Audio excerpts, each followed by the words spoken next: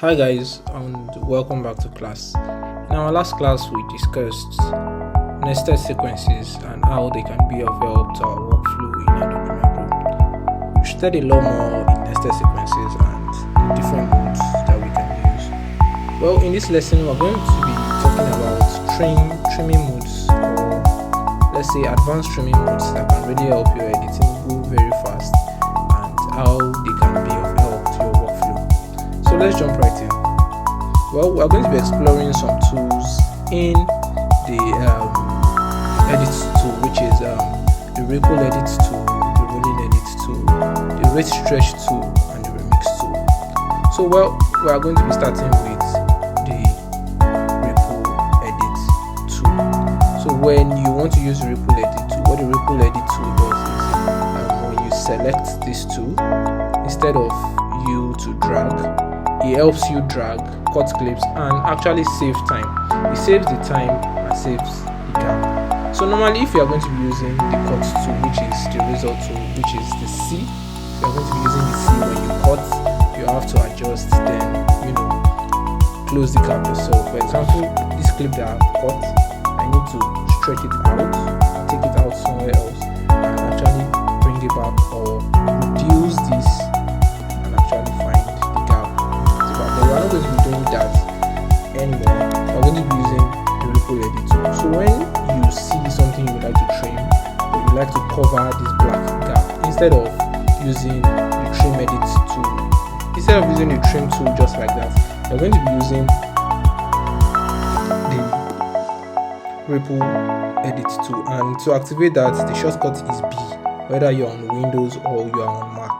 So when you drag this, it actually extends, or it gives you that value that you are looking for. So it doesn't give any black gap in your timeline. So if we're going to be moving down to the rolling edit tool, so what the rolling edit tool does is when you want to trim, it's going to actually maintain the size of the clip ahead of you or behind that clip you're actually trimming. So that's because you might want to change the beginning status or the end status of two different clips, and depending on what suits your storytelling style, you need to be able to know which tool you're going to be using. So if you're going to be dragging this, if you drag it way down to forward, you are not going to be losing clips at all. You are not going to be losing duration, sorry.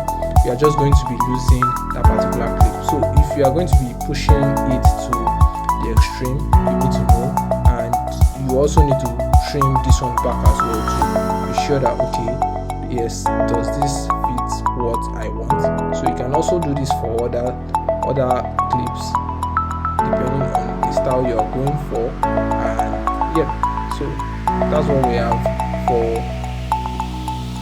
the rolling edit tool. So we have the rate stretch tool.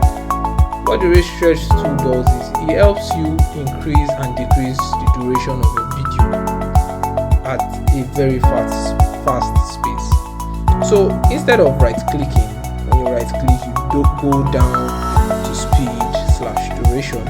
What this rate stretch tool helps you does is between clips is it helps you reduce. If you want to reduce this clip now, it just doesn't reduce it reduces the speed as well to how you want. So it's going to play way much faster than you can see. So let's not forget to actually extend this. I discussed why this particular clip was smaller, and it's because of the dimension. So what this rate stretch tool, back to the rate stretch tool, what it does is when you play this now, it goes way faster. That means the duration has been stretched, and if you actually plan on extending this back, you actually get your duration back, and you could even make your duration slower.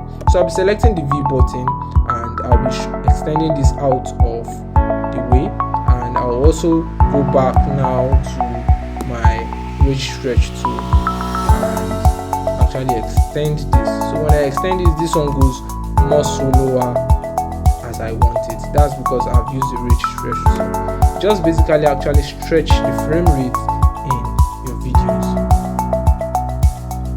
So I'll also be using the remix tool, which is a new tool in Adobe Premiere Pro.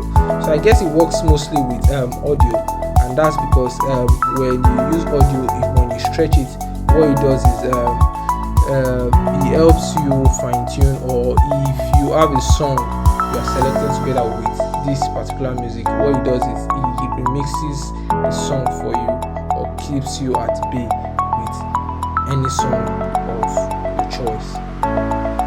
So we are done. So in our next lesson, we are going to be discussing using the track audio mixer panel in Adobe Premiere Pro. So bye for now. See you